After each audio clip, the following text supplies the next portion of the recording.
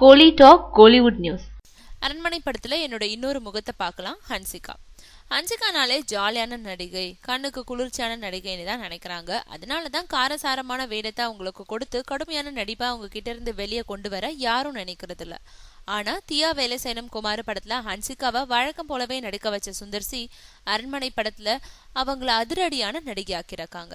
அதை பத்தி ஹன்சிகா சொல்லும் பொழுது, எந்த நடிகையா இருந்தாலும் அவங்களுக்கு ஒரே மாதிரி இல்லாம மாறுபட்ட வேடங்களை கொடுக்கணும். அப்போதான் அவங்களுக்குள்ள இருக்கும் வெவ்வேறு திறமைகள் வெளிப்படும். அந்த வகையில ஹன்சிகானாலே மாடர்ன் கேரக்டர்களுக்கு மட்டுமே செட் ஆவாங்கன்னு எல்லாரும் முடிவு செஞ்சிருக்க, சுந்தர்சி மட்டும் என்ன மாற்று கோணத்துல யோசிச்சாரு. அதனாலதான் அரண்மனை படத்துல ஜோதிகா, அனுஷ்கா போன்ற நடிகைகள் மட்டுமே நடிக்க முடியும்னு நினைக்கும் ஒரு வெயிட்டான கதாபாத்திரத்துல என்ன நடிக்க வச்சிருக்காரு. ஒரே மாதிரியா தொடர்ந்து நடிச்சு போர் அடிச்சுட்ட எனக்கும் இந்த மாதிரி வித்தியாசமான வேடங்கள்ல நடிக்கணும்ன்ற ஆசை மனதளவுல இருந்ததுனால அந்த வாய்ப்பை நல்லா யூஸ் பண்ணியிருக்கேன்.